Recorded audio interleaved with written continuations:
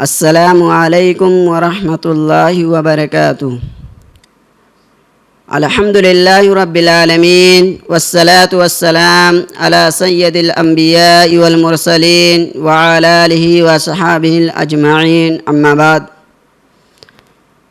اعوذ باللہ من الشیطان الرجیم، بسم اللہ الرحمن الرحیم۔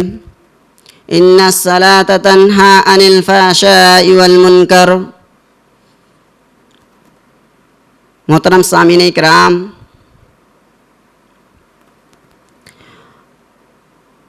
میں آپ حضرات کے سامنے نماز کی اہمیت اور نماز میں ہمارے اندر کیا کمی رہتی ہے، اس کے اندر آپ حضرات کے سامنے کچھ باتیں بتاؤں گا۔ اسلام کی بنیاد 5 چیزوں پر ہے، اور ان میں سے دوسرا جو رکن ہے وہ صلاۃ ہے، یعنی نماز ہے۔ نماز تو ہر بالغ عاقل کے لیے فرض ہے۔ ہمیں نماز پڑھنے کے طریقہ جو اللہ کے نبی صلی اللہ علیہ وسلم نے بیان کیا ہے اور صحابہ کرام کو پڑھنے کا طریقہ بتایا ہے، اسی طریقے پر ہمیں بھی نماز پڑھنا چاہیے۔ لیکن آج ہمارے معاشرے میں نماز پڑھتے ہیں لیکن ساری برائیاں رہتی ہیں۔ اسی وجہ سے اللہ نے قرآن مجید میں ارشاد فرمایا، ان الصلاۃ تنہی عن الفحشاء والمنکر، بے شک نماز تمام بےحیائی و برائی سے روکتی ہے۔ لیکن آج ایک نماز پڑھنے کے باوجود بھی دوسروں کی برائیاں کرتا ہے۔ ایک نمازی ہے، نماز پڑھنے کے باوجود بھی دوسروں کی چغلیاں کرتا ہے۔ ایک نمازی ہے، ایک نماز پڑھنے والا ہے، لیکن نماز پڑھنے کے باوجود بھی اس کے اندر ساری برائیاں ہیں۔ محترم سامعین کرام، یہ ہماری نماز قبول نہیں ہوتی۔ اگر نماز قبول ہوتی تو ہم برائیوں سے دور رہتے، کیونکہ اللہ کے نبی، اللہ کا قرآن جھوٹا نہیں ہو سکتا۔ ہمارے اندر کمی ہے، ہم نماز صحیح طریقے سے نہیں پڑھتے۔ اگر صحیح طریقے سے نماز پڑھتے تو ہماری ساری برائیوں سے دور رہتے، کیونکہ اللہ نے قرآن مجید میں صاف طور پر ارشاد فرما دیا، ان الصلاۃ تنہی عن الفحشاء والمنکر، بے شک نماز تمام بےحیائی و برائی سے روکتی ہے۔ تو ہمارے اندر کیا کمی رہتی ہے، کیا وجہ ہے کہ ہم نماز پڑھتے ہیں لیکن دوسروں کی برائیوں میں رہتے ہیں؟ ہمیں غور کرنا چاہیے اپنی نماز پر۔ میں آپ حضرات کے سامنے ایک حدیث بیان کرنا چاہتا ہوں کہ آپ صلی اللہ علیہ وسلم مسجد میں بیٹھے ہوئے تھے اور ایک صحابی آئے اور نماز پڑھنا شروع کر دیا، اور وہ نماز اتنی جلد بازی سے پڑھے تو آپ صلی اللہ علیہ وسلم نے اس صحابی کو بلایا اور بلا کر کہا کہ تمہاری نماز قبول نہیں ہوئی ہے۔ آپ صلی اللہ علیہ وسلم نے کہا کہ جا کر دوبارہ نماز پڑھو۔ اس نے پھر جا کر نماز پڑھی۔ پھر آپ صلی اللہ علیہ وسلم نے کہا کہ تمہارا یہ نماز قبول نہیں ہوئی ہے۔ اسی طرح آپ صلی اللہ علیہ وسلم نے 3 بار کہا کہ جاؤ، آپ کی نماز قبول نہیں ہوئی ہے۔ وہ صحابی 3 مرتبہ جا کر نماز پڑھے۔ جب اور چوتھی بار جا کر نماز جب پڑھے تو آپ صلی اللہ علیہ وسلم نے کہا جا کر اب تمہاری نماز قبول ہوئی ہے۔ وہ صحابی تھے جو نماز پڑھتے تھے لیکن ان کا رکوع اور سجدہ صحیح طریقے سے نہیں تھا، وہ صحیح طریقے سے رکوع اور سجدہ نہیں کرتے تھے۔ آپ صلی اللہ علیہ وسلم نے ایک مثال دیا کہ جس طرح کوا ایک پیڑ پر بیٹھا رہتا ہے اور پکا ہوا آم ہو اور اس پر چونچ مارتا ہے، اسی طرح یہ نماز میں سجدہ اور رکوع کیا کرتے تھے۔ محترم سامعین کرام، ہمیں نماز میں درستگی لانا چاہیے اور نماز پڑھنا چاہیے تو دل میں اطمینان کر لینا چاہیے کہ ہم نیت کر لینا چاہیے کہ ہم نماز اللہ رب العالمین کے لیے پڑھ رہے ہیں، دوسروں کے دکھانے کے لیے نہیں پڑھ رہے ہیں۔ کیونکہ ایک کیونکہ اللہ کے نبی صلی اللہ علیہ وسلم نے کہا کہ جو شخص دکھانے کے لیے نماز پڑھتا ہے اس کا نماز قبول نہیں ہوتا ہے، اور اس کا نماز وہی وبال بن جائے گا، اور قیامت کے دن وہی نماز کہے گا اللہ رب العالمین اس نے نہ رکوع صحیح سے کیا تھا اور نہ سجدہ صحیح سے کیا تھا اور نہ تحیات درود وغیرہ صحیح سے پڑھا کرتا تھا، اس لیے یہ نماز مجھے لولا لنگڑا کر کے چھوڑا تھا، اللہ رب العالمین اس کی سفارش آپ کی اللہ رب العالمین سفارش آپ کی قبول نہیں کرے گا۔ محترم سامعین کرام، ہم دکھانے کے لیے اگر نماز پڑھیں تو یہ بھی نماز درست نہیں ہوگی۔ اللہ کے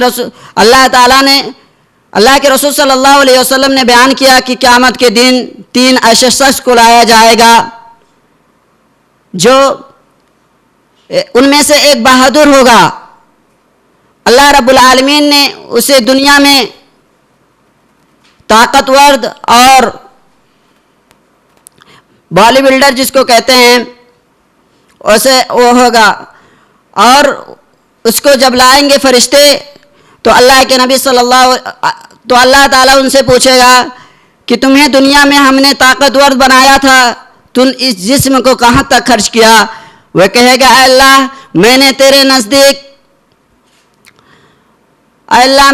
نزدیک یہاں تک کہ آپ کے راستے میں جہاد کرتا رہا، یہاں تک کہ شہید ہو گیا۔ اللہ رب العالمین فرمائے گا تم جھوٹ بول رہے ہو، تم اس لیے شہید ہوئے، تم اس لیے جنگ میں گئے تھے کہ تمہیں بہادر کہا گیا اور اس کا بدلہ تمہیں دنیا میں مل گیا، یہاں پر کوئی بدلہ نہیں ہے۔ اللہ تعالیٰ حکم دے گا فرشتوں کو کہ اسے گھستے ہوئے جہنم میں لے جاؤ۔ محترم سامعین کرام، یہ ریاکاری اگر ہمارے اندر کچھ بھی ہو، ہم جتنی بھی عبادت کر لیں اللہ رب العالمین قبول نہیں کرے گا، کیونکہ اللہ رب العالمین کہا نیت کرو، تم صرف میرے لیے نیت کرو، نماز پڑھو تو نیت کر لیا کرو۔ اور اس اللہ رب العالمین دوسرے ایسے شخص کو بلائے گا جو ایک قاری ہوگا، عالم ہوگا، اللہ رب العالمین کہے گا تمہیں علم دیا تھا، تم قرآن کے حافظ تھے، تم نے اس علم کو کہاں تک خرچ کیا؟ وہ کہے گا اللہ میں نے تیرے راستے میں قرآن پڑھا اور قرآن پڑھایا اور لوگوں کو بھی سمجھاتا رہا، لیکن اللہ رب العالمین کہے گا تم جھوٹ بول رہے ہو، تم اس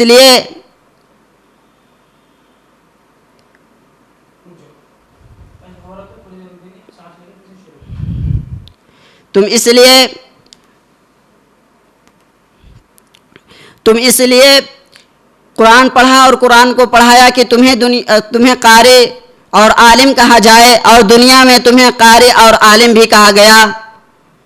اس کے بارے میں اللہ رب العالمین بھی حکم دے گا فرشتوں کے اسے گھستے ہوئے جہنم میں لے جاؤ، اور فرشتے اسے گھستے ہوئے جہنم میں لے جائیں گے۔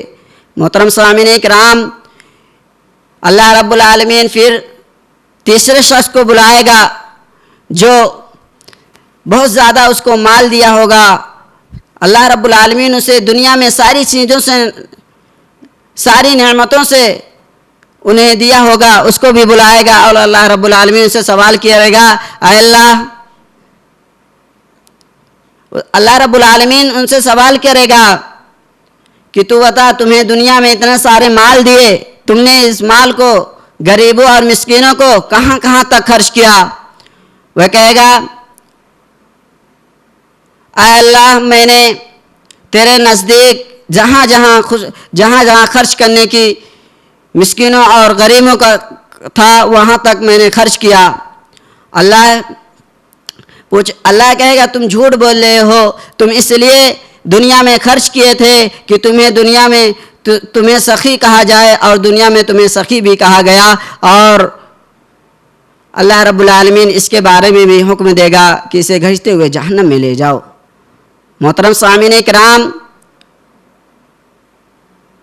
یہ ہے دکھانے کے لیے اگر ہم نماز پڑھیں یا زکوٰۃ دیں یا کوئی بھی کام کریں تو وہ ہماری عبادت قبول نہیں ہوگی، اور ہمیں یہی عبادت ہمارے لیے وبال بن جائے گی قیامت کے دن۔ ہم نماز جب پڑھیں تو دکھانے کے لیے نماز نہ پڑھیں، اور ہم خضوع اور خضوع کے ساتھ نماز پڑھا کریں اور رکوع اور سجدہ اطمینان سے کیا کریں، کیونکہ اللہ رب العالمین نے قرآن مجید میں ارشاد فرمایا وَأَقِيمُوا الصَّلَاةَ وَآتُوا الزَّكَاةَ وَارْكَعُوا مَعَ الرَّاكِعِينَ کہ تم نماز پڑھو، رکوع اور سجدہ کیا کرو۔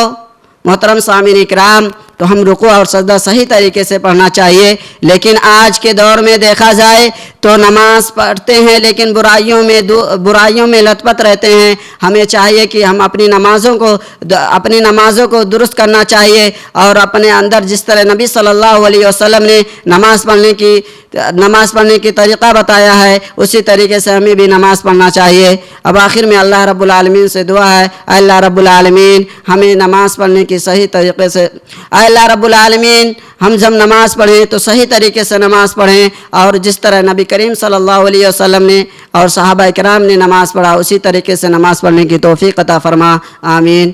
وآخر الدعوانا الحمدللہ رب العالمین۔ السلام علیکم ورحمۃ اللہ وبرکاتہ۔